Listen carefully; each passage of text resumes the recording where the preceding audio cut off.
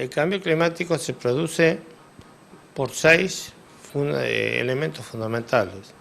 Uno es el uso de combustible fósil, el otro es la producción de materiales ferrosos y no ferrosos, cemento en este caso, hierro, aluminio. La tercera es la gran producción de solventes. La cuarta es todo lo que produce dióxido de carbono por parte de la agricultura intensiva. El quinto es la deforestación. Y el sexto son los basurales. ¿Por qué? Porque todo esto produce metano, producen dióxido de carbono y producen nitritos de diferentes niveles. Ahora bien, en el caso de solucionar este problema, la única salida es forestación.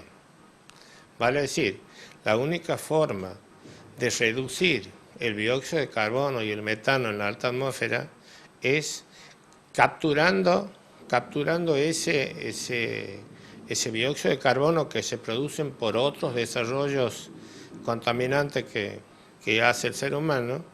Entonces se fija a través de los árboles. Si usted saca un árbol, ese árbol en sí, la estructura del árbol, tiene dióxido de carbono atrapado en la madera. Si usted lo corta, lo daña, lo transforma en calor, vuelve a tirar dióxido de carbono hacia la atmósfera. La misma naturaleza te está diciendo lo que tienes que hacer. Es decir, si en Santiago del Estero tienes 40, 42 grados de temperatura y no tienes un árbol alrededor de tu casa, directamente o le metes aire acondicionado o te mueres de calor. En cambio, si vos tienes en tu casa superficie verde, no solamente árboles, plantas ornamentales y demás, esos no solamente te protegen del calor, sino que además oxigenan el ambiente donde vos vives. O sea, es decir, cualquier ser humano debería saber eso. Nosotros tenemos lluvias de base, que son lluvias semanales, que se producen por los movimientos anticiclónicos del Atlántico y del Pacífico. Pero hay una cantidad de tormentas, que son las tormentas que nosotros le llamamos peligrosas, que vienen del oeste, es que se producen en el mismo continente. Vale decir que el suelo que está húmedo, el sol le empieza a sacar la humedad. Esa humedad se va a la alta atmósfera y se forma una nube. Esa nube tiene una potencia impresionante y a donde se mueva va a causar desde un tornado hasta una lluvia violenta. Y en general son las que hacen daño en el país. Eso ocurre con más frecuencia cuando vos no tienes árboles. ¿Por qué?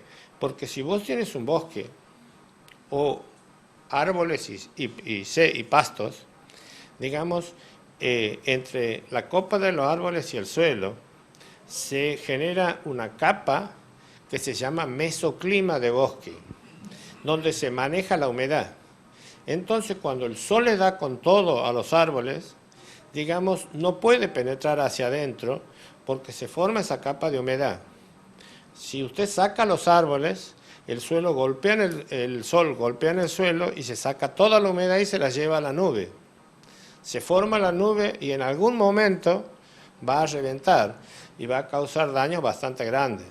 Aquí ha pasado en Termas varias veces, en muchos sectores de la provincia han tenido este tipo de eventos.